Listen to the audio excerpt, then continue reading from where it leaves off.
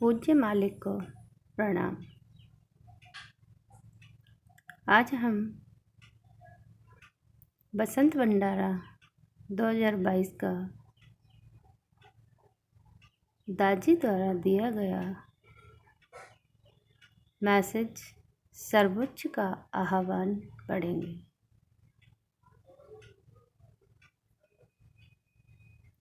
प्रिय मित्रों, बसंत पंचमी अपने साथ बसंत ऋतु की ताजगी और बदलाव की हर संभावना लेकर आती है। हालांकि हम आशावादी मनोभाव और कठिन परिश्रम के साथ बदलाव को अपनाते हैं, फिर भी अक्सर हम अपनी कोशिशों में कम पड़ जाते हैं। हो सकता है कि आपने नए साल के लिए सुबह जल्दी उठकर सूर्योदय से पहले प्रार्थना और ध्यान पूरा करने का संकल्प लिया हो, लेकिन अब आप पाते हैं कि कुछ हफ्तों बाद भी अभी तक आप इसे अपनी आदत में नहीं ढाल पाए हैं। हो सकता है आपने ऑनलाइन ब्राउजिंग पर बेकार के विषयों पर ध्यान न देने और समय बर्बाद न करने का संकल्प लिया हो, लेकिन आपकी यह अनचाही आदत फिर भी बनी रहती है। कभी कभार आप खुद को अचंभित पाते हैं, मैं असफल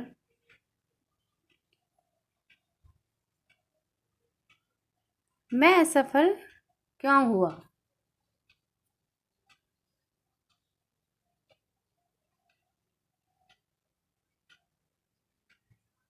मैं असफल क्यों हुआ?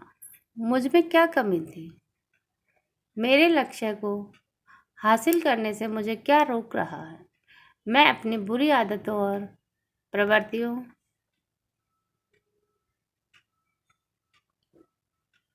से छुटकारा क्यों नहीं पा सकता, जबकि मैं उन्हें हमेशा के लिए हटाना चाहता हूँ। हमारे जीवन काल में समय गुजरने के साथ कभी कभार हम उन्हीं प्रवृत्तियों और कमियों से घिरे रहते हैं जिन्होंने हमें हमेशा ही परेशान किया है। महाभारत की भव्य गाथा में दुर्योधन की प्रवृत्ति दर्शाने वाला कथन इस परिस्थिति का साकार रूप है। मैं जानता हूँ कि धर्म क्या है, लेकिन मैं उसका पालन नहीं कर सकता। महाभारत की भव्य गाथा में दुर्योधन की प्रवृत्ति दर्शाने वाला कथन इस परिस्थिति का साकार रूप है। मैं जानता हूँ कि धर्म क्या है, लेकिन मैं उसका पालन नहीं कर सकता। मैं जानता हूँ कि अधर्म क्या है, लेकिन मैं उसे टाल नहीं सकता। यह व्यथा हमारे सामान्य दर्द को दर्शाती है, हमारी कमियों और प्रवृत्तियों में फंसे होने का दर्द, इसके बावजूद कि हम उनसे उभरने के लिए तत्पर हैं और हमारी कोशिश रहती है कि हम उनसे परे जाएं। आइए इस दुर्योधन नामक रोग के लक्षणों पर चिंतन करें, जो कि इतना प्रचलन में है, और फिर चरित्र की खामियों से उबरने का आध्यात्मिक महत्व आ जाता है। शास्त्र ईश्वर की बात करते हैं और जो सभी प्राणियों के दिल में बसता है, लेकिन वह दिव्यता किस हद तक अभिव्यक्त होती है और किस हद तक छिपी रहती है। जब यह छिपी होती है, तब यह कथन कि हमारा स्वभाव दिव्य है महज तत्व ज्ञान होता है। वास्तव में हमारे आदि गुरु लालाजी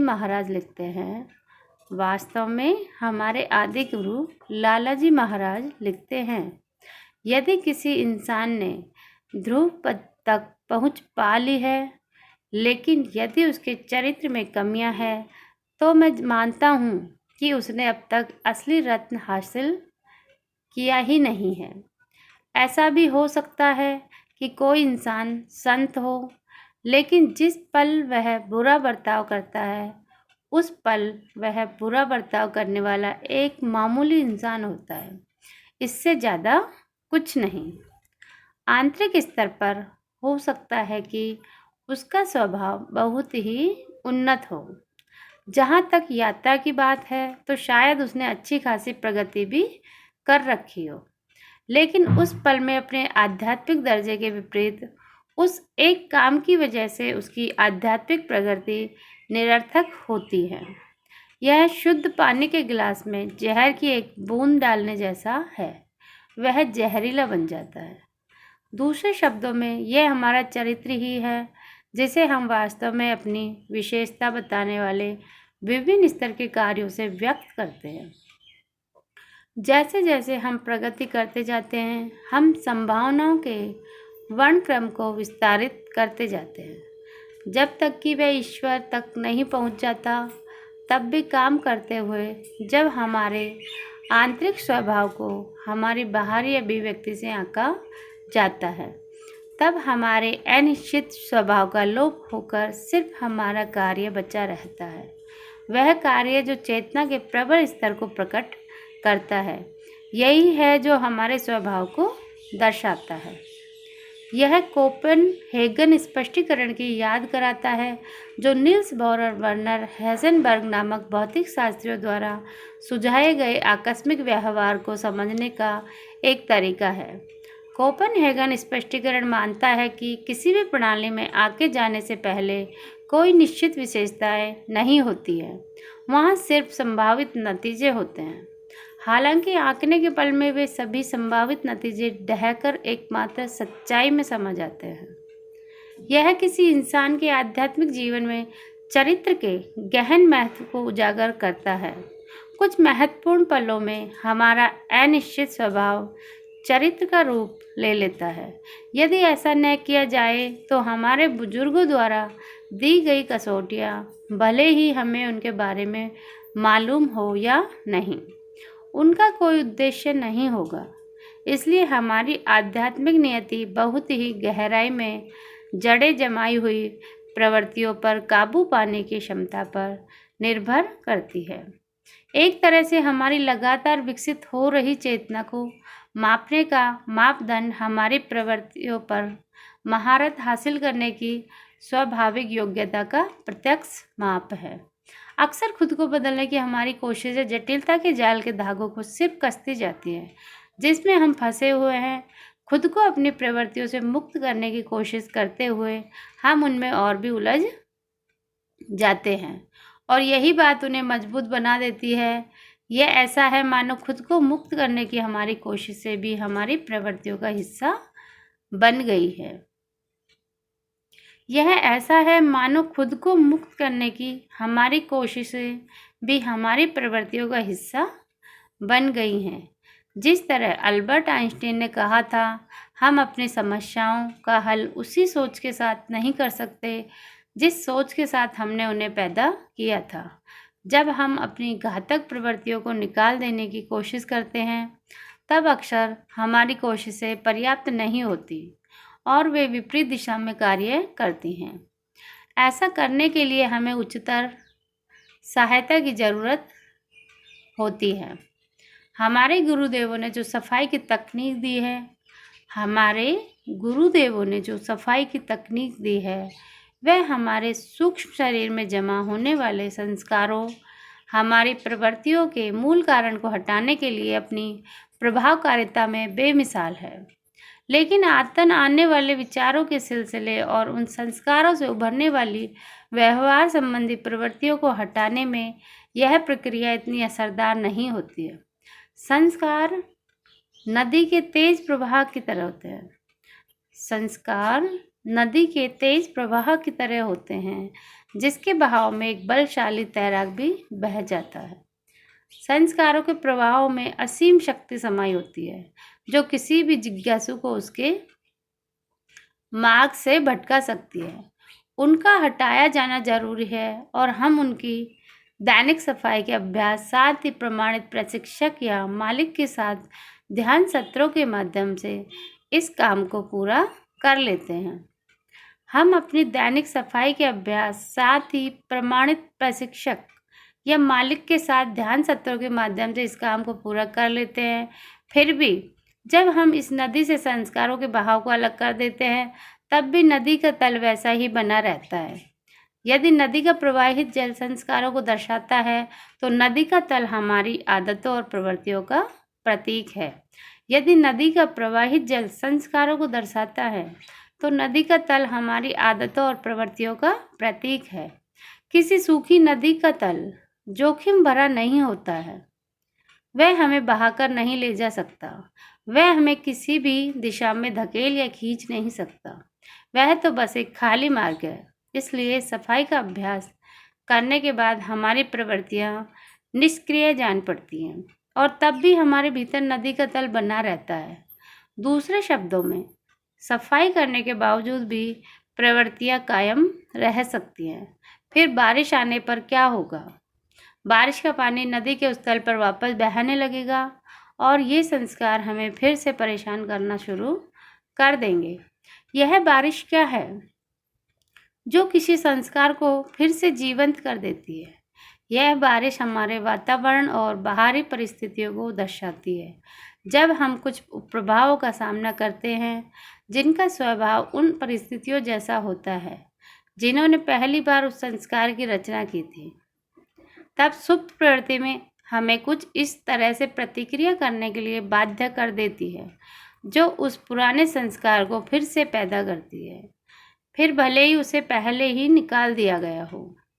इसलिए सफाई का प्रभाव अस्थायी होता है क्योंकि प्रवृत्तियां और आदतें नष्ट नहीं की गई हैं। इसी वजह से प्रवृत्तियां हमारे जीवन में बार बार उभर कर हमें चौंका देती है, जबकि हमने सोचा था कि हम कब से उनके परे जा चुके हैं। यही प्रवृत्तियों का स्थायी लक्षण है। और इसलिए बाबूजी ने कहा था कि हमें नदी के तल को भी मिटा देना होगा। और इसलिए बाबूजी ने कहा था कि हमें नदी के तल को भी मिटा देना होगा। जिज्ञासुओं के रूप में केंद्र के साथ जुड़े रहना ही हमारा उद्देश्य है। जो लोग परिधि की ओर उन्मुख होते हैं वे आमतौर पर अपनी कमियों से परेशान नहीं होते और उन्हें बदलने की ज़रूरत भी महसूस नहीं होती। भले ही वे कई संकल्प ले, वे बदलने की वास्तविक मंशा के बिना सिर्फ नाम मात्र के संकल्प होते हैं। वे सच्चे संकल्प नहीं होते। वे जाने अनजाने वाले विचारों की तरह होते हैं जो बिना किसी सोच विचार के बन जाते हैं और उन्हें आसानी से भुला दिया जाता है। अब से मैं अपनी शाम की सफाई किया करूँगा, लेकिन फिर वह विचार चला जाता है। वे संकल्प जो ऐसे सतही स्तर से किए गए हों, उन्हें अमल में लाते समय प्रतिरोध का भाव तक नहीं महसूस होता, जिसे हम आमतौर पर प्रारंभिक चरण में महसूस करते हैं। वे संकल्प जो ऐसे सतही स्तर से किए गए हों, उन्हें अमल में लाते समय प्रतिरोध का भाव तक नहीं महसूस होता, जिसे हम आमतौर पर प्रारंभिक चरण में महसूस करते हैं। यही सबसे सामान्य कारण है कि संकल्प सफल नहीं होते हैं। क्या किसी चट्टान को घास के तिनके से हटाया जा सकता है? जब तक हम अपनी पूरी ताकत लगाकर उसे हिलाने की कोशिश नहीं करते, तब तक हम उस चट्टान के हटाए जाने पर होने वाले प्रतिरोध को महसूस नहीं कर पाएंगे। जो इंसान केंद्र से जुड़ा नहीं होता, वह परिधि पर ही रहता है। वह अपना आंतरिक संघर्ष नहीं करता। वह संस्कारों और प्रवृत्तियों की चट्टानों को अपने मार्ग से हटाने की कोशिश नहीं करता। कोशिश करने के अभाव में उसने बदलाव की इस प्रक्रिया में आने वाली मुश्किलों तक को नहीं समझा है। वह कटिबद्ध आध्यात्मिक योद्धा जो अपनी ही खामियों से लड़ रहा है, उसे जल्दी ही यह एहसास हो जाता है कि इस काम को जबरदस्ती कराना व्यर्थ होगा। व्यक्तिगत इच्छा शक्ति एक सीमित शक्ति है, क्योंकि यह मनस और अहंकार के कारण विवश कर देने वाले कारकों से उत्पन्न होती है। अधिकांश परिस्थितियों में संकल्प का उपयोग मानसिक आयाम से किया जाता है, इसलिए उसका कार्य वहीं रह जाता है। वह उसके परे भावनात्मक स्तर तक कभी नहीं पहुंचता, यानी हृदय का क्षेत्र जहां हमारी प्रवृत्तियां पनपती है। इच्छा शक्ति का उपयोग करना एक हठी तरीका दर्शाता है। हठ यानी जबरदस्ती करना या थोपना। बदलाव लाने के लिए संकल्प द्वारा विवश करना एक तरह की हिंसा है। उदाहरण के लिए तब क्या होता है जब हम दूसरे इंसान में बदलाव लाने के लिए बल का प्रयोग करते हैं। हम सिर्फ प्रतिरोध उत्पन्न करते हैं, भले ही वह हमारी इच्छाओं का पालन करता है, लेकिन ऐसा सिर्फ ऊपरी तौर पर होता है। हमारी कोशिशों ने सच्चा बदलाव नहीं लाया। इससे बेहतर तरीका है सहज सहयोग हासिल करना। इससे बेहतर तरीका है सहज सहयोग हासिल करना। हम विनम्रतापूर्वक अनुरोध कर सकते हैं, कृपया यह करें। या बाबूजी महाराज की तरह हम इसे सीधे तौर पर न कहते हुए कुछ इस तरह से कह सकते हैं, यदि इस चीज़ को किया जाए तो कितना अच्छा होगा। इस तरह का तरीका कम प्रतिरोध पैदा करता है। सबसे सूक्ष्मतम तरीका है एक भी शब्द न कहना। सबसे सूक्ष्मतम तरीका है एक भी शब्द न कहना, बल्कि प्रार्थना पूर्वक और शांति से अपनी बात रख देना। ईश्वर करे कि ऐसा हो। इस तरह का सूक्ष्म संकल्प करना और फिर उस सूक्ष्म संकल्प को प्रार्थना पूर्वक ईश्वर को सौंप देना, जो किसी भी लगाव या आग्रह से रहित हो। यही अब तक का सबसे प्रभावकारी प्रकार का सुझाव होता है। हो सकता है कि इसका परिणाम लंबे समय के बाद सामने आए, लेकिन जब आखिरकार वह परिणाम दिखता है तब वह सच्चा और स्थायी होगा। यह मिट्टी में कुमुदनी की गांठ बोने जैसा है। वह 6 महीने के बाद ही अंकुरित होती है, लेकिन जब वह खिल जाती है तब वह कितनी खूबसूरत होती है। केंद्र की ओर लक्षित रहना, परिधि को त्यागना और सर्वोच्च का आह्वान करने में ही रहस्य निहित है। इसकी नींव है सतत स्मरण। यह कोई मामूली मानसिक अभ्यास नहीं है, जैसे कि कई लोग इसे समझते हैं। लोग अक्सर सत्य का उदय किताब में से सतत स्मरण अध्याय को पढ़कर यह समझ बैठते हैं कि उन्हें मालिक को मानसिक तौर पर याद करना शुरू कर देना चाहिए। वे बार बार उन्हें याद करते हैं और इस विचार के साथ स्थायी बन जाने का लक्ष्य रखते हैं। हालांकि वास्तव में बाबूजी का नुस्खा है कि हमें मालिक को यदा गदा याद करने के इस प्रारंभिक कार्य से आगे बढ़कर हर समय उनकी उपस्थिति को महसूस करने की अधिक गहनतर अवस्था में जाना चाहिए। सच तो यह है कि जब हम उन्हें सही मायनों में याद करते हैं तब वे पहले से ही हमारे पास होते हैं। नहीं, वे तो पहले से ही हमारे अंतस में है। किसी चीज़ के बारे में लगातार सोचना बोझ के समान है। बोझ हमेशा बोझ ही रहता है, फिर चाहे वह लोहे का बोझ हो या सोने का। क्या सतत स्मरण को कभी भी बोझ बनना चाहिए? उस स्थिति में यह तपस्या आत्मदंड एक नीरस काम बन जाता है, और यदि यह नीरस है तो यह निर्जीव और प्रेम रहित भी है। यदि याद से प्रेम उत्पन्न नहीं होता तो फिर ऐसी याद बेकार है।